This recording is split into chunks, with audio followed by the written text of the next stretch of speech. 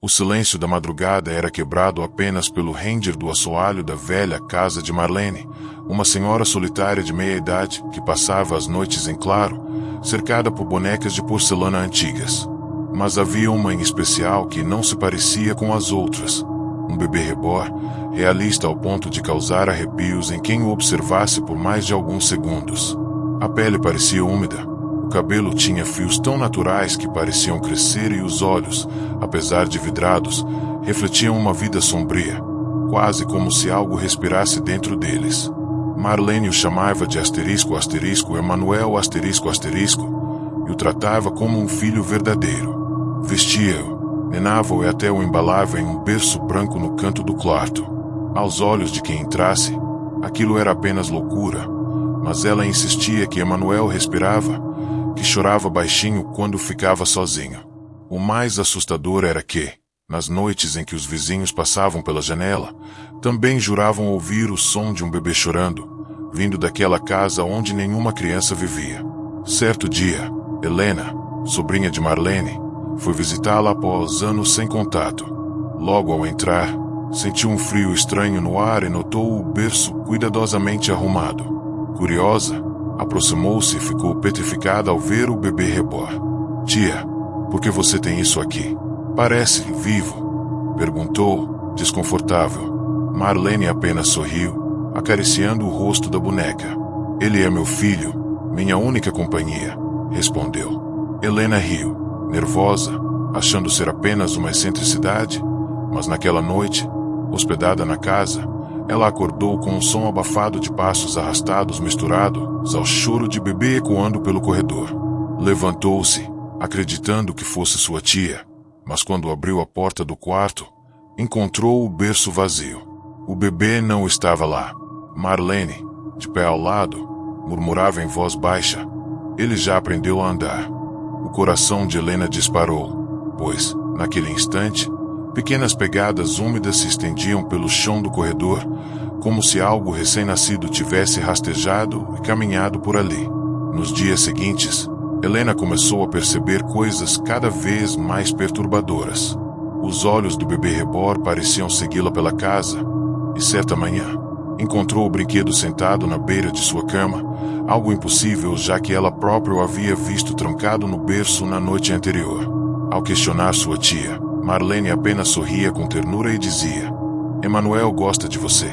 Ele quer que você fique aqui para sempre."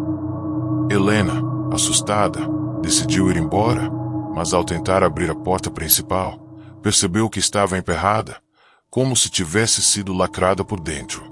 Enquanto tentava escapar, ouviu atrás de si um balbucio infantil, seguido de risadinhas finas, som que gelava os ossos por soar como um bebê real. Quando se virou, o boneco estava no chão, segurando em sua mão minúscula um tufo do cabelo dela, como se tivesse arrancado enquanto ela dormia. A sensação de que aquele objeto era mais que uma simples boneca se tornava impossível de ignorar. Certa madrugada, Helena foi acordada novamente por passos leves e arrastados. Ao abrir os olhos, viu a pequena figura de Emanuel parada no canto do quarto, imóvel, mas com a cabeça levemente inclinada para o lado, observando-a com uma expressão vazia. O quarto cheirava a leite azedo e sangue. O medo a fez permanecer imóvel, fingindo estar dormindo, mas o silêncio foi quebrado por uma respiração curta bem ao lado de sua orelha. Ela se virou lentamente e percebeu que o berço, que antes estava no quarto ao lado, agora repousava junto à sua cama. Dentro dele, o bebê mexia-se, a barriga subindo e descendo como se estivesse vivo, emitindo ruídos de sucção. Marlene entrou apressada, pegou a boneca e disse em tom de reprimenda: "Você não deve incomodar a sua prima. Emanuel, ainda não é hora." Helena tentou confrontar a tia, mas a mulher parecia em transe, como se obedecesse a ordens vindas da própria criatura.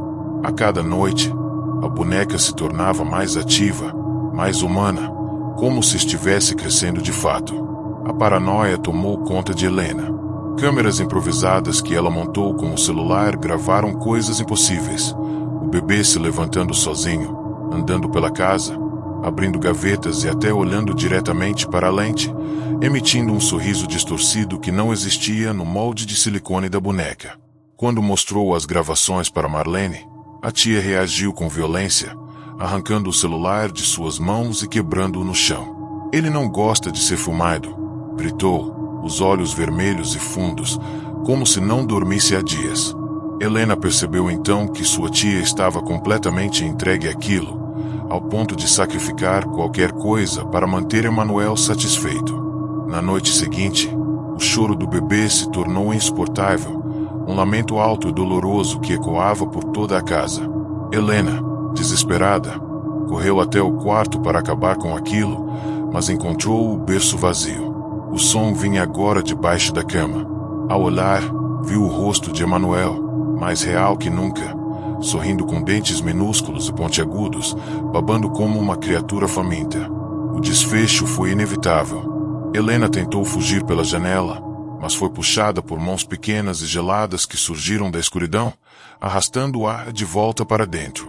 Gritava, mas sua voz era abafada pelo choro histérico do bebê, que agora ecoava de todas as paredes, como se a própria casa tivesse se tornado um útero. Marlene entrou no quarto carregando uma faca e sussurrou: "Ele precisa de você para completar sua vida.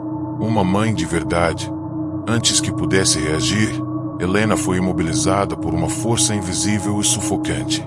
O bebê subiu lentamente em seu peito, engatinhando com movimentos convulsos, até apoiar o rosto no dela. O cheiro de podridão e leite estragado a fez vomitar, mas já não havia como lutar. No último instante, antes de ser consumida, Helena viu a pele da boneca se abrir, revelando músculos, ossos e olhos que piscavam como os de uma criança viva. A respiração ofegante foi a última coisa que ouviu, antes do silêncio absoluto. Dias depois, vizinhos relataram ouvir 2 choros de bebê vindos da casa, um familiar e outro, ainda mais macabro.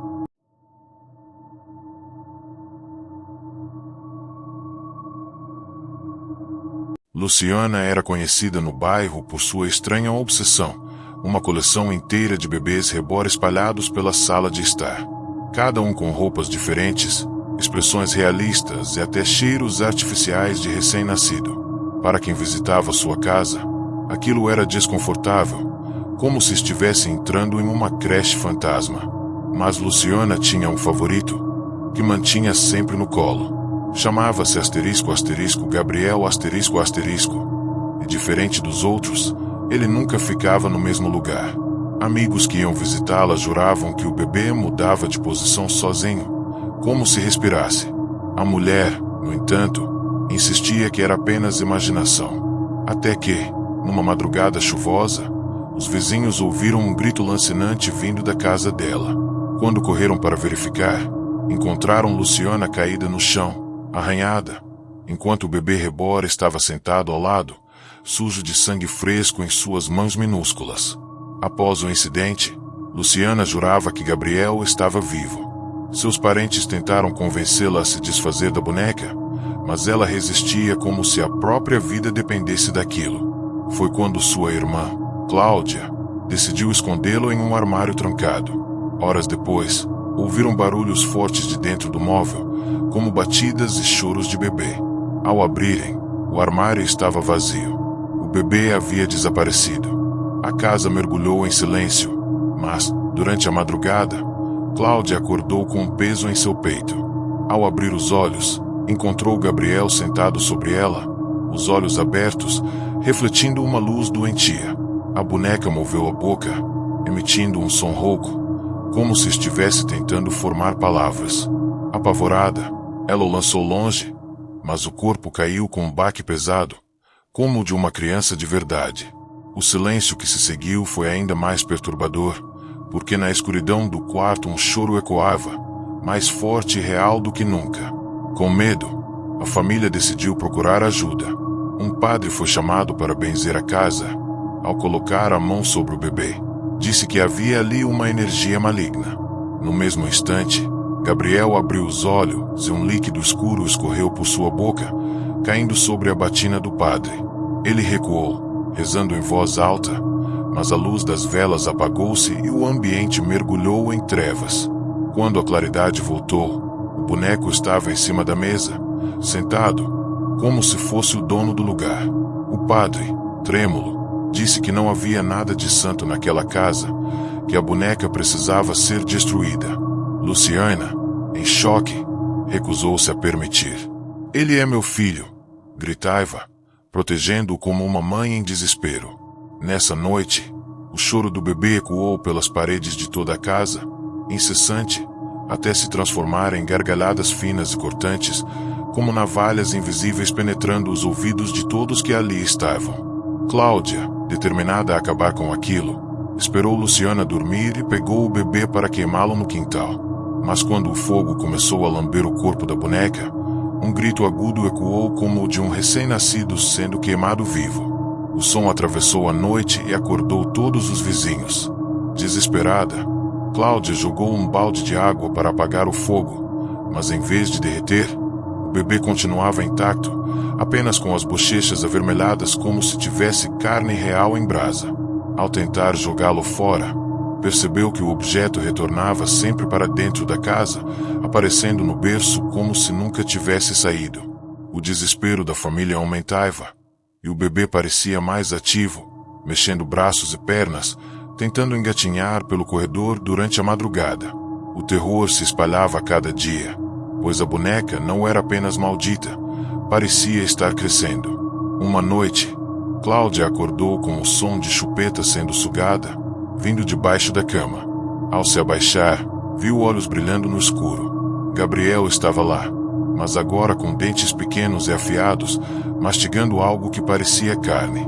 O cheiro de ferro e sangue encheu o quarto. Em pânico, ela tentou correr, mas tropeçou ao ver rastros vermelhos se arrastando pelo chão. Quando chegou até a sala, encontrou Luciana sentada no sofá, imóvel, os olhos abertos e sem brilho.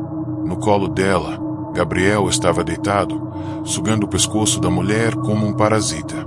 O líquido escorria pelo corpo de Luciana, que não se movia, como se tivesse aceitado seu destino.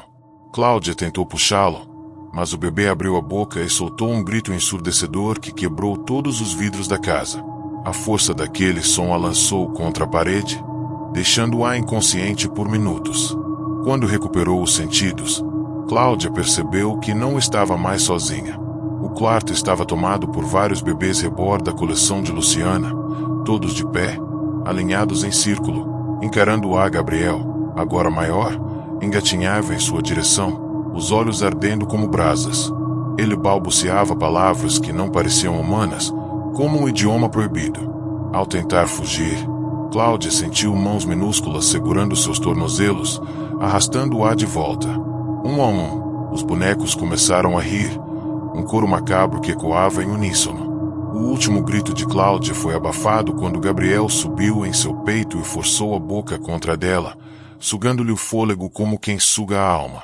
Dias depois, vizinhos que foram verificar a casa encontraram apenas o silêncio e o berço vazio. Mas, durante a noite, juraram ouvir dezenas de choros de bebê vindos lá de dentro, como se a coleção inteira tivesse ganhado vida.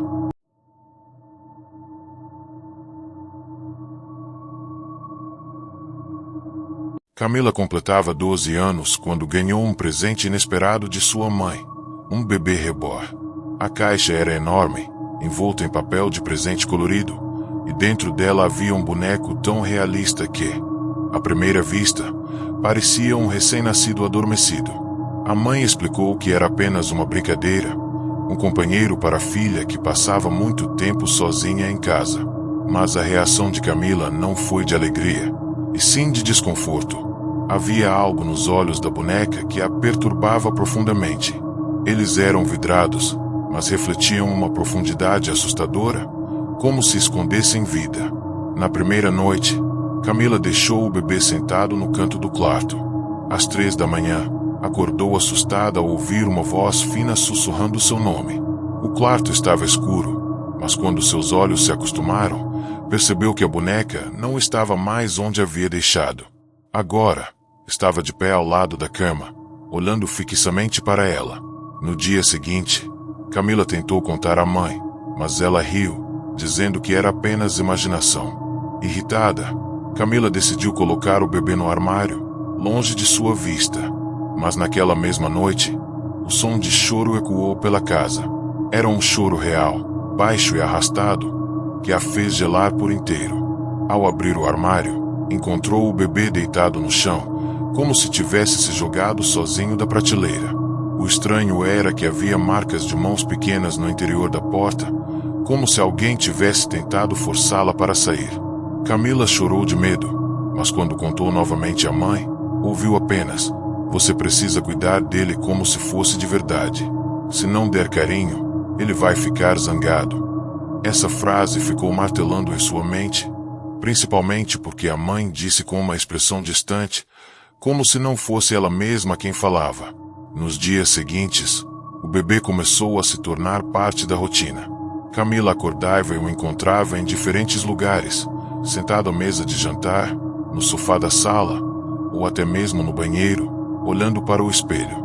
Ninguém além dela parecia notar o absurdo daquilo. A mãe já o tratava como um novo membro da família, colocando-o em cadeirinha, e até preparando mamadeiras para ele. O que mais aterrorizava Camila era o som. O choro noturno se transformou em risadinhas abafadas, ou por vezes, palavras infantis mal formadas. Uma noite, quando estava quase pegando no sono, ouviu nitidamente a voz sussurrando ao seu ouvido: "Mamãe." O susto foi tão grande que ela caiu da cama. Quando se levantou, o bebê estava deitado sobre seu travesseiro, ocupando o lugar onde ela deveria estar. Camila decidiu que precisava se livrar da boneca. Esperou a mãe sair e levou o bebê até um terreno baldio próximo, jogando-o dentro de um saco preto no meio do lixo. Sentiu um alívio imediato, mas à noite, ao abrir a porta do quarto, congelou. O bebê estava sentado em sua escrivaninha, exatamente no mesmo lugar onde ela o colocará na primeira noite. Dessa vez, os olhos não estavam mais apenas vidrados, eles piscavam, como os de uma criança viva. Camila gritou, e a mãe correu até o quarto, mas ao ver a cena, apenas acariciou a boneca e disse: "Ele não vai embora, filha. Ele escolheu você." O tom da voz soava estranho, quase como se não fosse dela. Camila começou a suspeitar que a própria mãe estava enfeitiçada pela presença daquela criatura. Certa madrugada, Camila acordou sentindo um peso sobre o peito. O bebê estava sentado sobre ela, com os olhinhos brilhando na escuridão. Quando tentou empurrá-lo, percebeu que suas pequenas mãos estavam presas em sua pele como garras. Ele abriu a boca e um líquido viscoso escorreu, caindo sobre o rosto dela. O gosto era metálico, como sangue. Camila se debateu até conseguir jogá-lo no chão, mas o bebê não chorou, não gritou. Apenas se arrastou pelo quarto, rápido como um animal, e desapareceu na sombra. Apavorada, correu até o quarto da mãe, mas encontrou a mulher sentada na cama, imóvel, com a boneca no colo. "Ele só quer uma mãe de verdade. Você não entende", disse, encarando a filha com olhos que não pareciam mais humanos. A cada palavra, o bebê ria, como se entendesse. O desfecho foi inevitável. Na noite de seu aniversário seguinte, Camila acordou amarrada em sua própria cama. O quarto estava tomado por brinquedos quebrados, todos apontados em sua direção como uma plateia macabra. No colo da mãe, o bebê reborn estava diferente, maior, mais vivo, com a pele corada e os olhos cheios de malícia. Ele engatinhou até Camila e subiu sobre ela, apoiando a boca em seu pescoço. A sensação era de ser sugada por dentro, como se a alma estivesse sendo arrancada. A última coisa que ouviu foi a mãe cantarolando uma canção de ninar antiga, com lágrimas nos olhos, repetindo: "Agora ele vai ser feliz, agora ele vai ser real." Dias depois, vizinhos disseram que nunca mais viram Camila. Mas o estranho era ouvir, durante as madrugadas, duas vozes infantis ecoando da casa. Uma era o choro de um bebê, a outra, a risada de uma menina.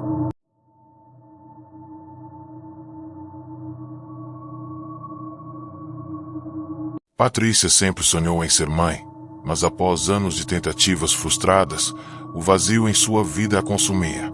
Numa tarde, navegando por grupos de artesanato na internet, encontrou uma mulher que vendia bebês reborn exclusivos, feitos sob encomenda. O anúncio dizia que cada peça era única e vinha acompanhada de um enxoval completo, roupinhas, berço e até pulseirinha de maternidade. Movida pela solidão, Patrícia fez a compra. Dias depois, recebeu uma enorme caixa. Dentro, o bebê parecia assustadoramente real, pele manchada, veias azuladas, unhas minúsculas e um cheiro doce, idêntico ao de recém-nascido. Mas o que mais a deixou desconfortável foi a pulseirinha. Trazia seu próprio nome escrito, como se tivesse acabado de dar à luz. Naquela noite, o som de choro acordou Patrícia, e ao se levantar, percebeu que o bebê não estava no berço. O encontrou no corredor, deitado no chão, os olhos abertos, encarando-a fixamente. Nos dias seguintes, estranhos acontecimentos começaram. O enxoval, que deveria estar guardado em caixas, surgia espalhado pela casa. Fraldas usadas, com manchas escuras, apareciam em cima da mesa. Mamadeiras surgiam cheias de um líquido grosso e avermelhado, que jamais fora preparado por Patrícia. Ao dormir, tinha sonhos recorrentes em que estava em uma sala de parto, mas não havia médicos, apenas vozes sussurrando e sombras observando. Sempre acordava suada, com o bebê ao seu lado, agarrado ao seu braço como se fosse real. Tentou contar para sua irmã, mas quando a mulher foi visitar a casa, riu dizendo que era apenas imaginação. Porém, ao segurar o bebê, sua expressão mudou para pânico. Jurava ter sentido o coração bater, fraco e irregular, como de uma criança viva. Certa noite, Patrícia encontrou o berço vazio e rastros de pegadas pequenas pelo chão que a levaram até a cozinha.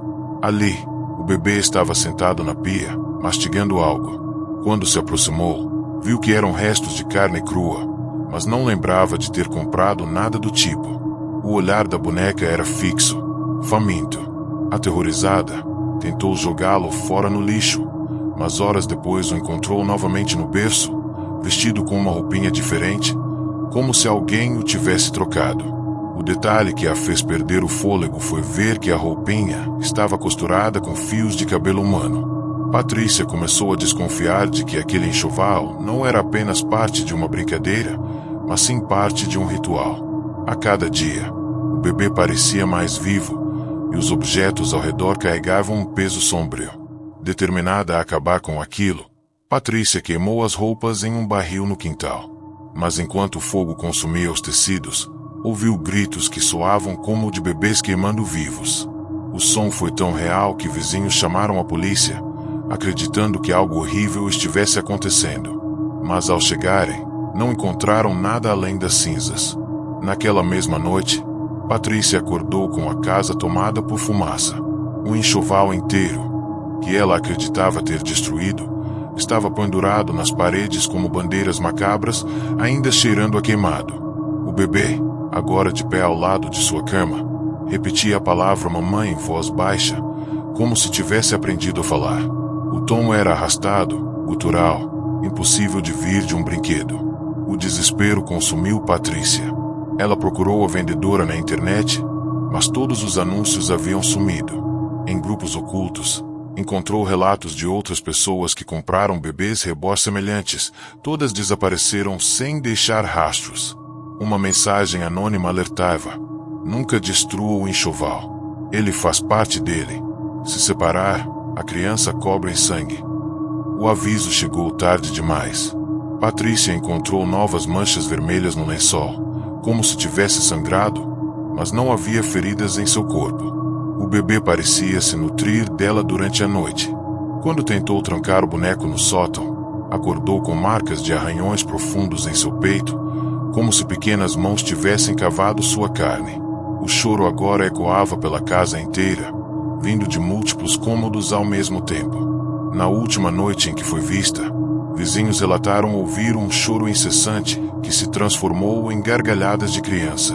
Dentro da casa, Patrícia foi encontrada caída no chão, cercada por restos do enxoval. Seu corpo estava seco, como se algo tivesse drenado todo o sangue. No berço, o bebê reborn parecia diferente.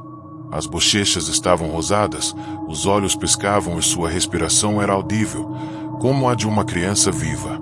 Ao lado dele, havia uma nova pulseirinha de maternidade com um nome diferente escrito: Patrícia.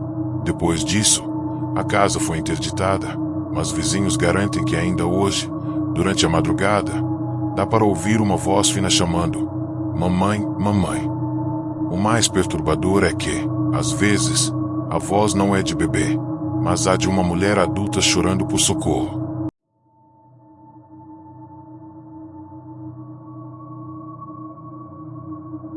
Juliana era apaixonada por bonecas desde criança. Já adulta, colecionava peças raras que comprava em feiras de antiguidade e sites obscuros da internet. Numa noite chuvosa, enquanto voltava do trabalho, avistou uma pequena loja no fim de uma rua deserta. A vitrine chamava a atenção. Dezenas de bebês reborn expostos, tão perfeitos que pareciam respirar. A placa da entrada dizia apenas: filhos para sempre.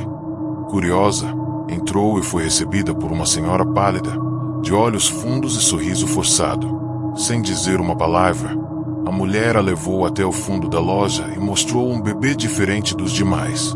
Ele usava roupas antigas, o corpo era mais pesado e os olhos pareciam úmidos, como se chorasse silenciosamente. Esse foi feito para você, sussurrou a vendedora. Contra toda lógica, Juliana sentiu uma ligação imediata. Pagou caro e levou o bebê para casa, sem perceber que acabará de selar o início de seu pior pesadelo. Na primeira noite, Juliana deixou o bebê sobre uma poltrona no quarto, mas acordou sobressaltada ao ouvir barulhos de chupeta sendo sugada, seguidos de um choro baixo. Ao acender a luz, o boneco estava no chão, com o olhar fixo nela. Assustada, colocou-o de volta, mas a sensação de que algo respirava dentro daquele corpo não a deixou dormir. Nos dias seguintes, acontecimentos estranhos começaram. Mamadeiras apareciam cheias de um líquido vermelho, pequenas pegadas surgiam pelo corredor, e Juliana jurava ouvir risadinhas no espelho do banheiro enquanto se arrumava. Tentou ligar para a loja, mas o número não existia. Quando voltou à rua deserta, a loja simplesmente havia desaparecido. No lugar, havia apenas um terreno abandonado, coberto de mato. Juliana tentou ignorar, mas a cada noite a situação piorava. O bebê surgia em lugares diferentes, na cozinha, no sofá, ou até mesmo deitado em sua cama. Certo dia, acordou com arranhões nos braços, como se unhas pequenas tivessem cavado sua pele. O mais perturbador foi encontrar o bebê com manchas de sangue na boca, sorrindo com dentes minúsculos que jamais estiveram ali antes. Assustada, tentou jogar a boneca fora, deixando-a em um lixão distante. Mas quando voltou para casa, o bebê já estava no berço do quarto, com roupas limpas e o cheiro adocicado de talco infantil. O pavor a consumia, pois entendia que não se tratava apenas de uma boneca amaldiçoada, mas de algo que a havia escolhido. Determinada a se livrar da criatura, Juliana procurou um padre. O homem, ao ver o bebê, empalideceu e recusou-se a tocar nele.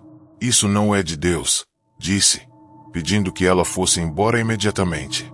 Desesperada, Juliana tentou queimá-lo no fogão, mas o fogo simplesmente não consumia o corpo. Em vez disso, a chama parecia se apagar sempre que se aproximava da boneca. Naquela noite, o choro não parou. Era um lamento profundo, doloroso, que ecoava por todos os cômodos. Em certo momento, o choro se transformou em gargalhadas infantis, cada vez mais altas, até que Juliana desmaiou de exaustão. Quando acordou, encontrou o bebê deitado sobre seu peito, com as mãozinhas agarradas ao seu pescoço, apertando lentamente como se quisesse sufocá-la. Juliana tentou fugir. Pegou o carro e dirigiu sem destino, mas onde quer que fosse, o bebê sempre reaparecia no banco de trás, olhando para ela com olhos cintilantes. A sensação era de estar sendo perseguida por algo que não poderia abandonar. Em uma parada na estrada, conheceu uma senhora que a alertou. Essas bonecas vêm de um pacto. Quem as leva, entrega sua alma em troca de companhia eterna. Mas a companhia nunca é doce. Juliana não quis acreditar, mas o bebê começou a rir no colo dela, um riso que não parecia humano. De repente, as luzes da estrada se apagaram e o carro parou sozinho. Quando voltou a si, estava deitada no chão, cercada por dezenas de bebês reborn, todos iguais ao dela, olhando-a com olhos famintos. O fim chegou na mesma noite. Vizinhos contaram que ouviram o som de um bebê chorando e depois gritos de mulher ecoando no apartamento de Juliana. Quando a polícia entrou, encontrou a casa vazia, mas no berço havia um novo bebê reborn, mais realista do que qualquer outro. A etiqueta em seu braço trazia escrito, Juliana. O mais aterrorizante era que, ao chegarem perto, podiam ouvir uma respiração fraca e um coração batendo dentro do corpo da boneca. A coleção da loja maldita ganhava mais um filho. Desde então, moradores daquela rua juram que, em noite de chuva, a vitrine da loja reaparece por algumas horas, iluminada. Lá dentro, centenas de bebês reborn esperam por novos donos, com olhares que prometem carinho, mas cobram a alma como pagamento.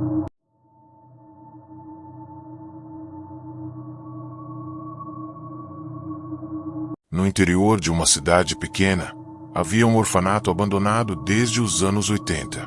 As janelas quebradas, o portão enferrujado e os corredores empoeirados guardavam segredos que ninguém ousava desvendar. Moradores diziam ouvir, durante a madrugada, choros de bebês vindos de lá, mas ao entrarem, só encontravam o vazio. Foi nesse cenário que Renata, fotógrafa de locais antigos, decidiu explorar o prédio. Carregando sua câmera, entrou pela porta principal.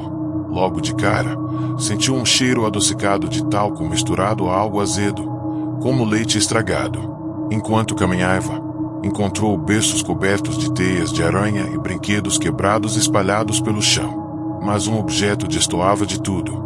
Um bebê reborn intacto, deitado em um berço branco no centro de uma sala. Seus olhos estavam abertos, vidrados, encarando Renata. Ao se aproximar, percebeu que no bracinho havia uma pulseirinha com o nome dela. Arrepiada, Renata tirou uma foto, mas a imagem capturada mostrou algo impossível. O bebê pescando e sorrindo, como se fosse vivo. Pensando ser fruto da sua imaginação, tentou sair, mas a porta pela qual havia entrado estava trancada. Conforme explorava os corredores em busca de outra saída, notava que novos bebês reborn surgiam pelo caminho. Alguns sentados em cadeiras de rodas, outros deitados em camas enferrujadas, todos com pulseirinhas trazendo nomes diferentes. Ao entrar no antigo refeitório, o som de mamadeiras sendo sugadas ecoou pelo ambiente, mas não havia ninguém.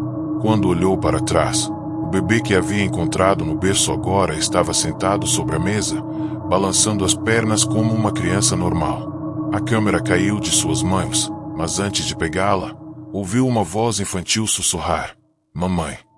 Desesperada, Renata tentou quebrar uma janela, mas o vidro não cedia.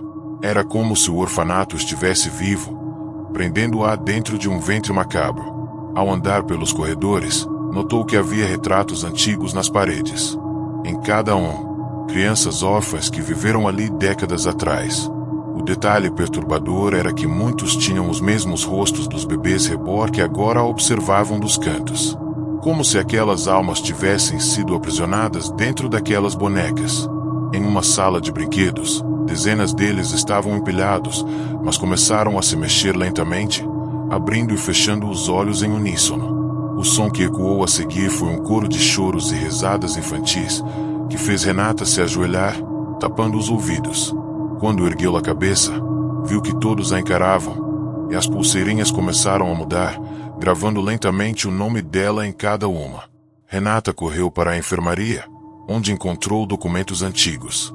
Papéis amarelados relatavam que, nos anos 80, médicos realizavam experimentos com crianças abandonadas, tentando criar filhos eternos para casais ricos e estéreis. Os relatórios falavam sobre rituais macabros, costuras de pele e magia obscura. Os bebês que não sobreviviam eram transformados em bonecas, mas com a alma aprisionada dentro delas. Foi então que ela percebeu. Aquele orfanato não era apenas um prédio abandonado, mas um cemitério de inocentes. Ao olhar para trás, o bebê reborn que a seguia desde o início estava em pé na porta, bloqueando sua saída. Ele sorriu, revelando dentes minúsculos e afiados, e no reflexo dos olhos vidrados, Renata jurou ver seu próprio rosto distorcido, como se já estivesse marcada para se tornar parte daquilo.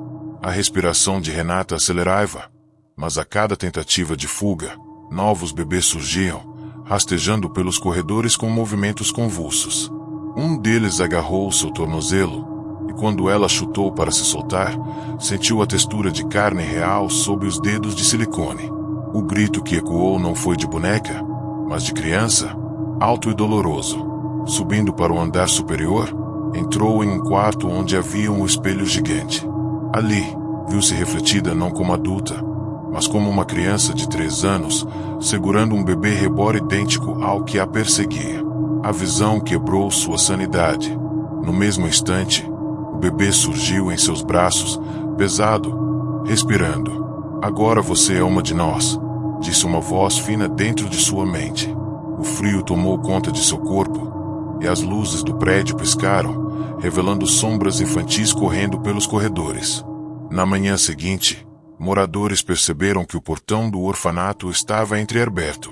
A câmera de Renata foi encontrada na escada, com as últimas fotos mostrando imagens borradas de bebês reborn em movimento. Mas seu corpo jamais foi localizado. Meses depois, exploradores urbanos que arriscaram entrar no prédio abandonado juraram ter visto uma nova boneca no berço central, ainda mais realista do que todas as outras. Seus olhos piscavam de verdade, e a pulseirinha no braço trazia escrito: Renata. Desde então, o orfanato ganhou fama de amaldiçoado, e ninguém ousa se aproximar durante a noite. Mas quem passa pela estrada vizinha garante ouvir o som de dezenas de bebês chorando ao mesmo tempo, misturado a uma voz feminina suplicando por ajuda. Alguns acreditam que é Renata, presa para sempre entre as paredes daquele berçário maldito, agora parte da coleção eterna de filhos condenados.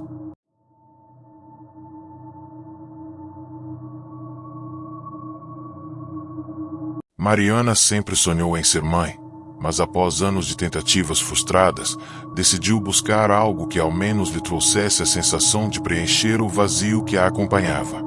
Foi então que conheceu um pequeno ateliê escondido numa rua estreita da cidade, onde uma senhora vendia bonecas reborn com realismo impressionante. Cada detalhe daquelas peças parecia pulsar com vida, desde as minúsculas unhas pintadas até o brilho úmido dos olhos de vidro.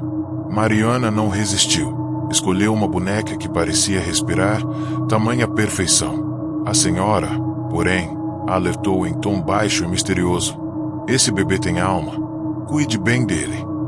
Mariana riu, acreditando se tratar de uma técnica de vendas. Mas, naquela mesma noite, ao colocar o bebê em seu quarto, jurou ouvir um leve choro ecoar pelo corredor escuro, frágil e abafado, como se não viesse de uma boneca, mas de algo vivo. Nos dias seguintes, Mariana passou a dedicar-se ao bebê reborn como se fosse realmente seu filho. Preparava mamadeiras, trocava roupas e até ninava a boneca para dormir. Porém, a sensação de que aquilo não era apenas imaginação começou a crescer. Às vezes, ela acordava e percebia o bebê em outra posição, diferente daquela em que o deixara. Outras vezes, a mamadeira amanhecia vazia, como se alguém tivesse realmente bebido. No começo, Mariana tentava racionalizar. Talvez fosse sonâmbula. Talvez sua mente estivesse criando ilusões para satisfazer sua carência. Mas nada explicava o som das risadinhas baixas que vinham do quarto de madrugada, seguidas por pequenas batidas na parede, como se a criança de plástico se divertisse sozinha. Certa noite, ela acordou assustada ao ouvir o choro alto, e quando abriu a porta do quarto, a boneca estava em pé no berço, segurando-se nas grades, olhando fixamente para ela. O vínculo com o bebê reborn rapidamente ultrapassou os limites do aceitável. Mariana já não queria sair de casa. Passava horas conversando com a boneca, como se esta pudesse responder. Em seu íntimo, começava a acreditar que havia, de fato, uma alma aprisionada naquele corpo de plástico. Os vizinhos comentavam sobre os sons estranhos vindos do apartamento, gritos infantis, passos correndo durante a madrugada. Um dia, uma vizinha curiosa foi visitar Mariana. Ao ver a boneca, comentou que o olhar dela parecia carregar dor. No mesmo instante, a vizinha sentiu um arrepio e deixou o local às pressas, sem querer falar mais nada.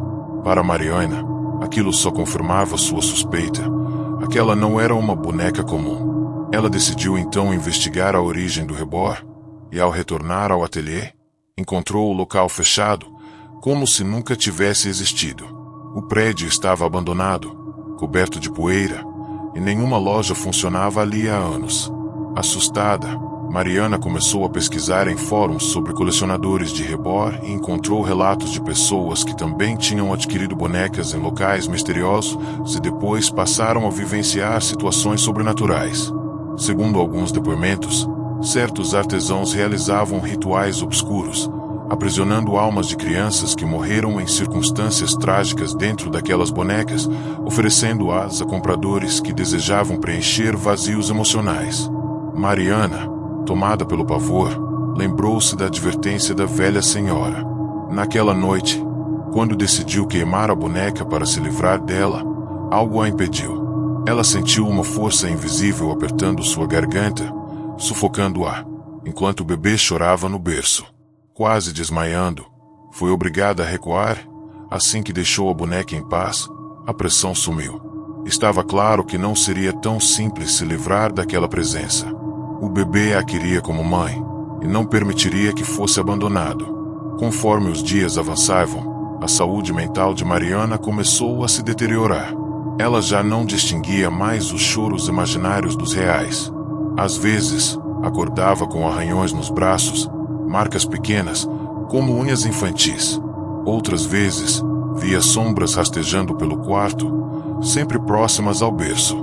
O bebê rebor começou a demonstrar comportamentos cada vez mais bizarros. Piscava lentamente diante dela, movia as mãos.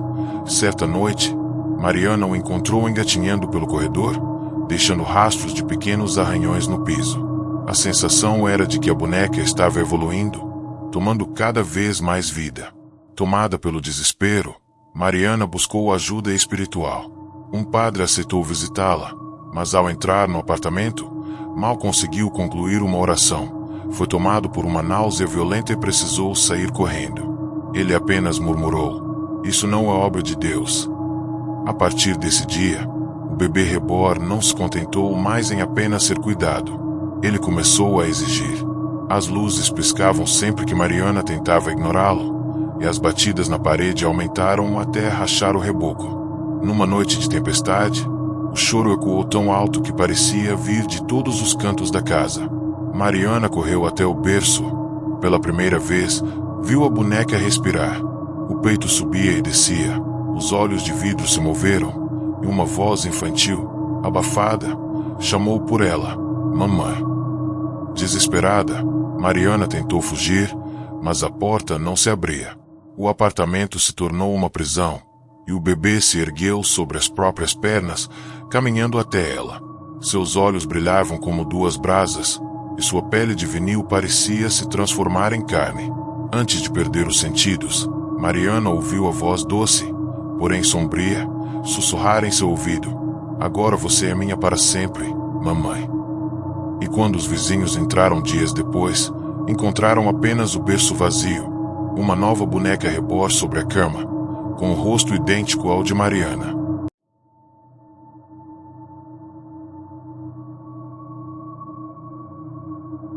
No fundo de um quarto abafado, onde o cheiro de mofo se misturava ao perfume doce e enjoativo de talco infantil, repousava em uma prateleira um bebê rebor.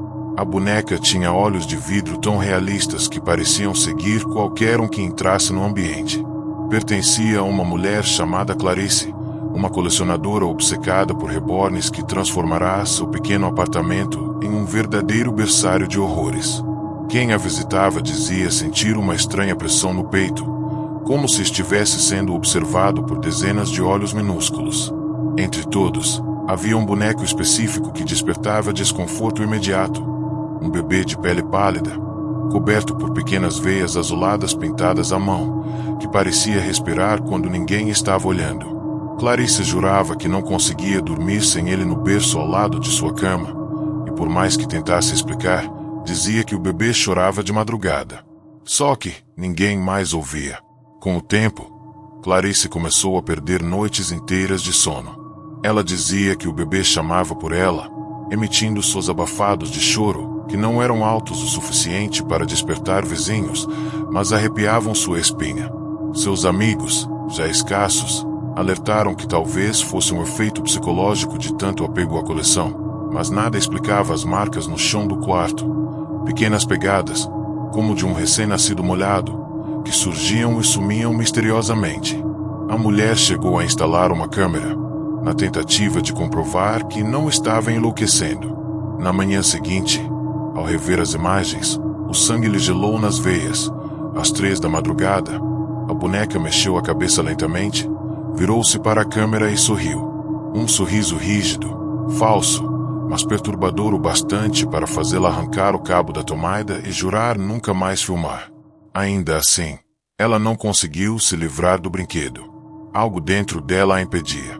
As coisas pioraram quando Clarice começou a ouvir palavras sussurradas. Não era mais um choro abafado, e sim frases desconexas, ditas com a voz arranhada de uma criança. "Mamãe, não me deixe", dizia a voz, sempre surgindo quando o apartamento estava mergulhado no silêncio. Certa noite, ela acordou com a sensação de estar sendo tocada. Olhou para o lado e viu o bebê reborn sentado em sua cama, de olhos fixos nela, como se tivesse se levantado sozinho do berço.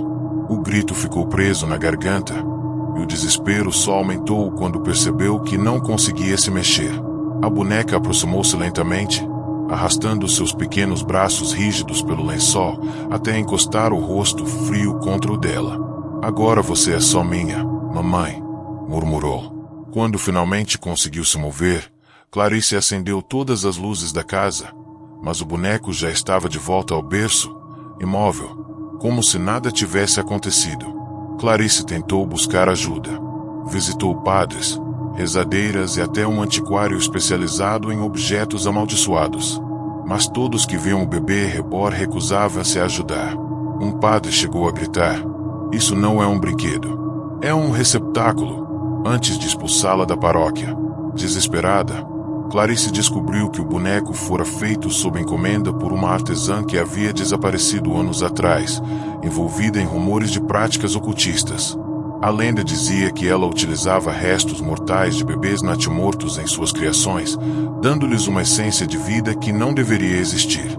Quanto mais Clarice investigava, mais a ligação entre ela e o boneco se intensificava. A cada noite, o bebê parecia mais vivo. Sua pele tornava-se quente ao toque, seus olhos piscavam. Em certa madrugada, ela jurou ter ouvido uma respiração pesada vindo de dentro do pequeno peito. A sanidade de Clarice desmoronava. Ela se isolou, perdeu o emprego e parou de atender ligações. Vizinhos relatavam ouvir cantigas de ninar vindas de seu apartamento, sempre repetidas na mesma melodia macabra, mesmo quando sabiam que ela estava sozinha. O cheiro de talco ficou tão forte que impregnava o corredor inteiro, e à noite, alguns moradores afirmavam ouvir passos de bebê rastejando do outro lado da parede. Uma vizinha, preocupada, tentou visitá-la, mas ao abrir a porta encontrou o apartamento transformado em um quarto de maternidade grotesco. Berços alinhados, chupetas espalhadas e bonecos reborn por todos os cantos. No centro, estava Clarice, sentada no chão, embalando o bebê amaldiçoado em seus braços. Ela olhou para a vizinha com os olhos marejados e disse: "Ele não quer que você esteja aqui." Um segundo depois, o choro da boneca encheu o ambiente, tão alto e real que fez a mulher fugir correndo. A última vez que alguém viu Clarice foi em uma madrugada chuvosa. Vizinhos relataram ter ouvido um choro coletivo, como se dezenas de bebês estivessem dentro do apartamento. No dia seguinte, o silêncio absoluto dominava o local. Quando a polícia arrombou a porta, encontrou o espaço vazio. Todos os móveis haviam desaparecido, assim como Clarice. O único objeto presente era o bebê reborn, sentado no centro da sala, com um sorriso ainda mais largo e dentes minúsculos despontando entre os lábios de porcelana. Não havia sinal de luta, apenas um berço balançando sozinho. O caso nunca foi solucionado, e o boneco foi levado para o depósito da polícia, onde permanece guardado em uma caixa lacrada. Mas policiais juram que, nas madrugadas, o som de um choro infantil ecoa do local, e às vezes, ao passarem pelo depósito, encontram pegadas minúsculas no chão de cimento frio.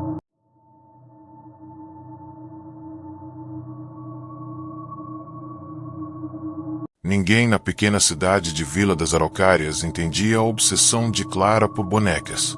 Desde criança, colecionava-as, mas sua fixação cresceu ainda mais depois que perdeu o bebê em um parto complicado. Foi nesse momento que conheceu os chamados bebês reborn, bonecas incrivelmente realistas, com peso, textura e até cheiro de recém-nascido. Seu luto se transformou em compulsão. Cada salário era investido em novos modelos, cada detalhe era estudado como se fosse uma forma de ressuscitar o que havia perdido. Um dia, navegando em fóruns obscuros na internet, ela encontrou o anúncio de um reborn escrito como único, feito por uma artista que nunca mais produzira outra peça. O texto dizia apenas: "Não é apenas um boneco, é uma presença. Ele precisa de cuidados reais." Clara sentiu uma estranha vertigem, mas não resistiu. Pediu o boneco sem pensar duas vezes, como se algo além de sua vontade a tivesse conduzido até aquele clique final. Quando a encomenda chegou, a caixa era pesada demais para uma simples boneca. O correio demorou para entregá-la porque os funcionários diziam ouvir sons vindos de dentro, como batidas ou arranhões.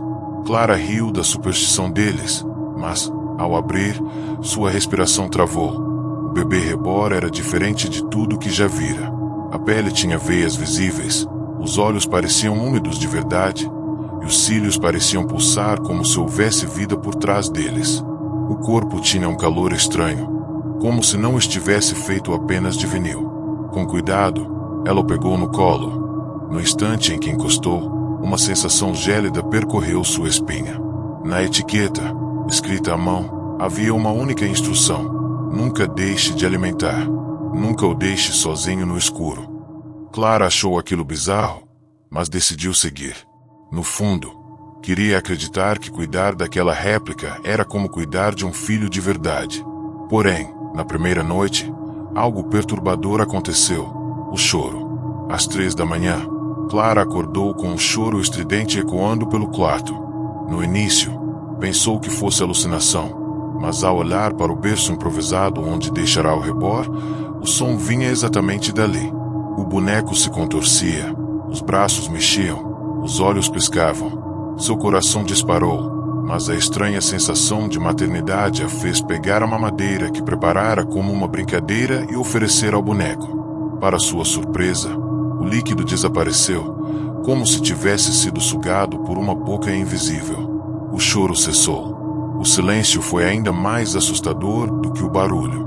Clara sentou-se na cama, sem conseguir dormir. Estava diante de algo impossível, um boneco que se comportava como um bebê vivo. Mas, ao amanhecer, decidiu ignorar a realidade e acreditar que era uma chance de recomeçar. Naquela manhã, vizinhos ouviram passos infantis dentro da casa, mas Clara jurava estar sozinha. Os dias seguintes foram uma mistura de ternura e horror. O bebê reborn exigia cuidados constantes, chorava sempre às mesmas horas, às vezes, desaparecia do berço, sendo encontrado em cantos diferentes da casa. Certa vez, Clara acordou com o som de unhas arranhando a parede e encontrou o boneco sentado no alto de uma prateleira, olhando fixamente para ela. Outra noite, ao olhar pelo espelho do quarto, não viu o reborn refletido, apenas seus braços envoltos em sombras. A cada dia, Clara sentia-se mais exausta, como se a energia fosse sugada pelo contato com a criatura. Mas, mesmo assim, não conseguia abandoná-lo. O laço entre eles era doentio, uma mistura de amor, luto e medo. E o bebê parecia crescer. Seus traços se tornavam mais nítidos, os dentes começavam a surgir, e Clara já não sabia se ainda tinha em mãos uma boneca ou uma criança feita de algo que não pertencia a este mundo. Numa madrugada chuvosa, Clara acordou com gritos vindos da cozinha. Correu até lá e encontrou o reborn em pé, segurando uma faca com suas pequenas mãos, os olhos agora completamente pretos. Ele não chorava mais, emitia sons guturais, como uma língua desconhecida.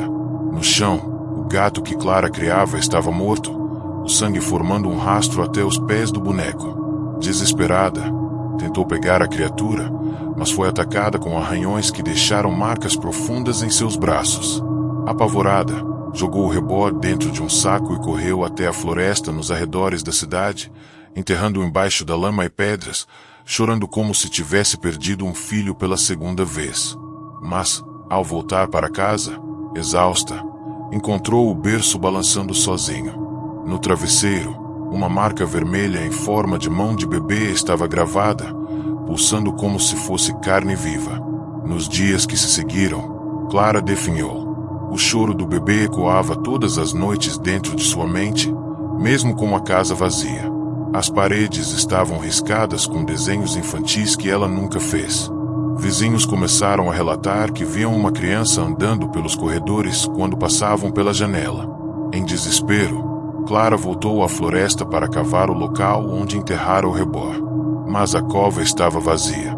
Em seu lugar, apenas pegadas pequenas levavam em direção à cidade. Dias depois, os jornais noticiaram uma onda de desaparecimentos de crianças, sempre próximas à região. As mães diziam ouvir um choro estranho antes de perdê-las de vista.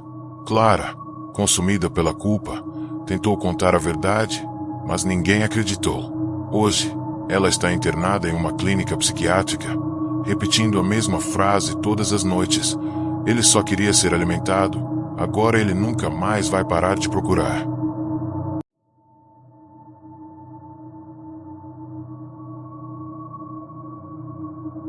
Fernanda era fotógrafa e ganhava a vida registrando aniversários e ensaios de recém-nascidos. Apesar de adorar crianças, ela nunca havia sido mãe.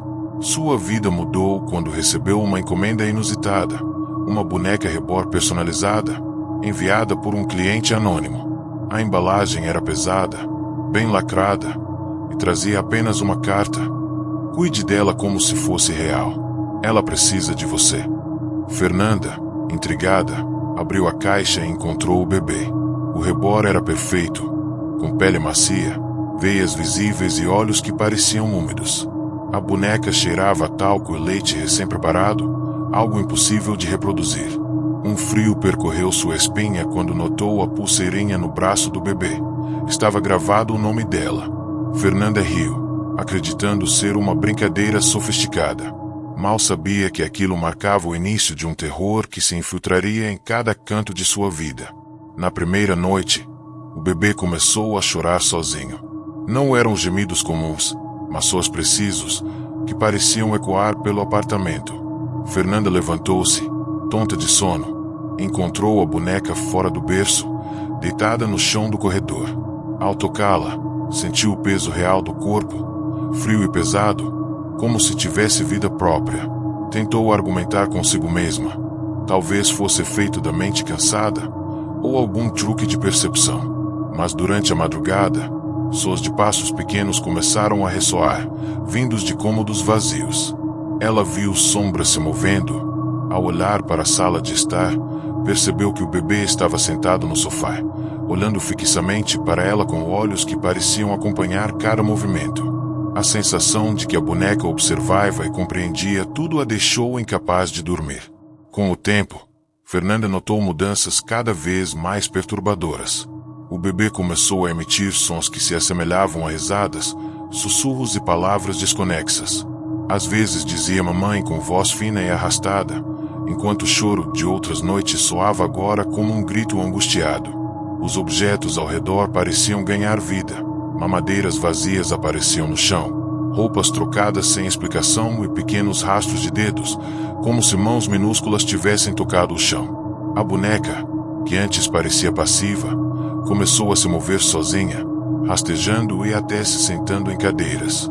Fernanda tentou se livrar dela, colocando-a em caixas, armários e até no banheiro, mas, todas as manhãs, a encontrava de volta no berço, como se a própria casa estivesse devolvendo o rebor a ela. Desesperada, Fernanda procurou ajuda em fóruns de colecionadores, mas descobriu relatos sombrios sobre a origem de alguns rebornes, supostamente bonecas feitas por um artesão desaparecido décadas atrás continham almas presas, provenientes de crianças falecidas. Cada comprador que tentava se livrar de uma boneca relatava desaparecimentos, gritos e sombras que se aproximavam de suas casas. Fernanda ficou assustada, mas ainda assim tentou continuar cuidando da boneca, pensando que talvez obedecer às instruções de cuidado fosse a única forma de manter sua segurança. No entanto, a cada noite, o bebê parecia mais vivo. Respirava, pescava e seus olhos seguiam-na pelos cômodos, enquanto um arrepio constante tomava seu corpo. Em uma madrugada de chuva, Fernanda acordou com um barulho forte vindo do corredor. Levantou-se e encontrou o bebê reborn em pé, equilibrando-se com dificuldade, apoiado em uma cadeira. A respiração do brinquedo era audível, pesada, e a voz agora clara. "Não me deixe sozinha, mamãe." Fernanda tentou correr, mas percebeu que as portas do apartamento estavam trancadas por dentro, como se algo invisível as mantivesse fechadas. Os móveis se moviam, os brinquedos espalhados se mexiam, e o bebê se aproximava lentamente, braços estendidos. Ela gritou, mas a voz soava abafada, e parecia que cada sormetido era absorvido pelo ar denso do apartamento. O bebê agora tinha um sorriso grotesco, com dentes minúsculos surgindo entre os lábios de vinil, refletindo a luz do abajur como se fossem reais.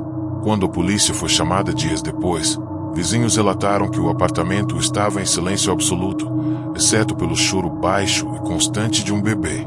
Ao entrarem, encontraram a casa vazia. Fernanda não estava lá, e o berço estava vazio. Sobre a cama, porém, repousava a boneca reborn. Os olhos de vidro piscavam. Quando um policial se aproximou, sentiu uma pressão no peito e ouviu claramente a voz: "Mamãe, onde você foi?" A pulseirinha no braço da boneca havia mudado, e agora trazia o nome da policial que tentava registrar o caso. Desde então, ninguém ousa tocar na boneca, que permanece na delegacia, com relatos constantes de choro, risadas e movimentação vindos da sala onde é guardada. A história de Fernanda se tornou lenda urbana na cidade. Quem toca no reborn, disse, nunca mais é visto, e a boneca escolhe seu próximo dono, mantendo vivos os horrores que ninguém ousa compreender.